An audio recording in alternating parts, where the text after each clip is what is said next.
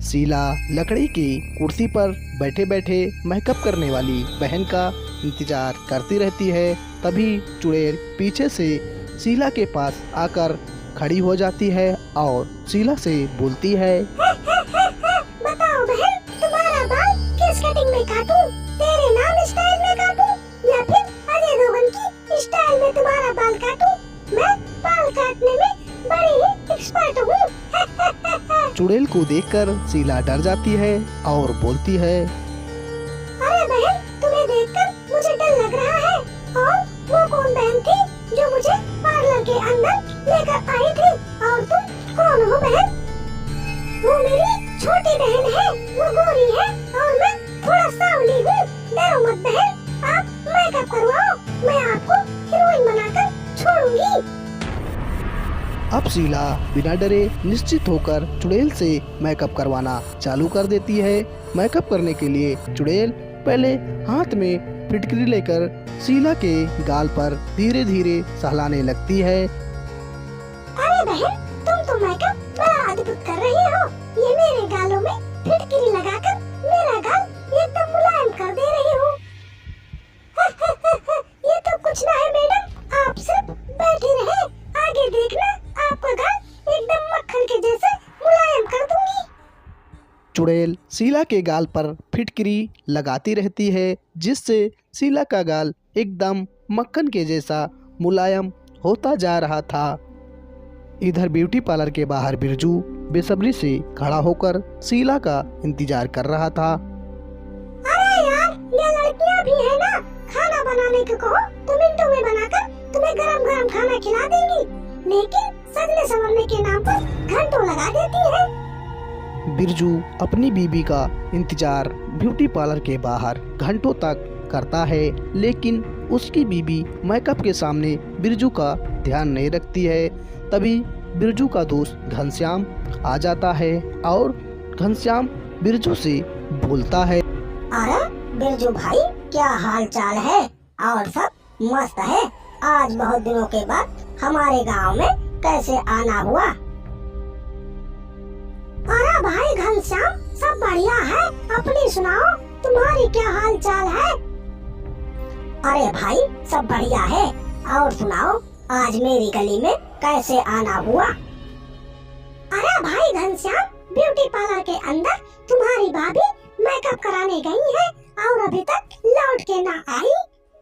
अरे बिरजू भाई, beauty parlour तो पिछले 2 महीने से बंद है, तो इसके अंदर मेकअप कौन कर रहा है? अरे यार घनश्याम, मुझको तो उतना पता नहीं, लेकिन प्रतिभा नाम की कोई लेडीज है जो अंदर मेकअप कर रही है।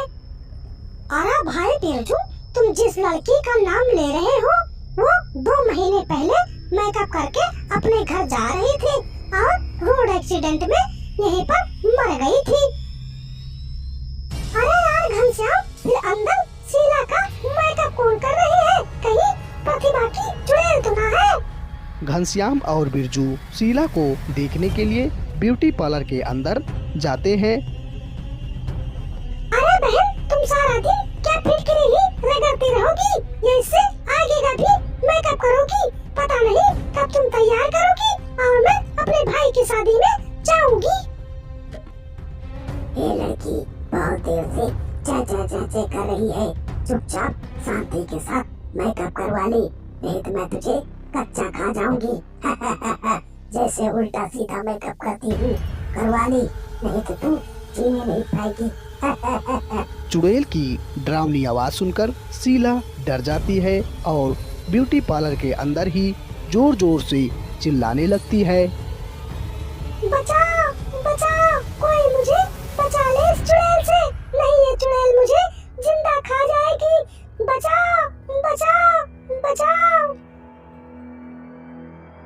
और जोर जोर से चिल्ला ले, यहाँ दूर दूर तक तेरी आवाज सुनने वाला कोई नहीं है।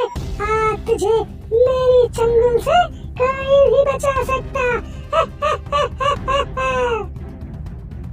बचाओ बचाओ, कोई आके मुझे बचा ले, नहीं तो ये चुड़ैल मुझे खा जाएगी, बचाओ बचाओ बचाओ। शीला की दर्द भरी आवाज सुनकर बिरजू और घनश्याम दौड़े दौड़े ब्यूटी पार्लर के अंदर आते हैं। लगता है ब्यूटी पार्लर के अंदर कोई दो आदमी दौड़े दौड़े मेरी तरफ ही आ रहे हैं। भाग जाऊं, नहीं तो आज मैं ही मारी जाऊंगी। चुड़ैल घनश्याम और बिरजू को अपनी तरफ दौड़ते हुए आता देखकर डर के मारे भागने लगती है। चुड़ैल को ये डर रहता है कहीं घनश्याम और बिरजू तथा शीला तीनों मिलकर चुड़ैल को फिर से जला न दे। इसी डर की वजह से चुड़ैल घनश्याम और बिरजू से दूर भागती रहती है। तब बिरजू घनश्याम से कहता है, अरे भाई बिरजू, तुमने सही वक्त पे आकर मेरी बीबी की जान बचा ली, नहीं तो आज मेरी बीबी मारी जाती और मैं अकेला रह जाता।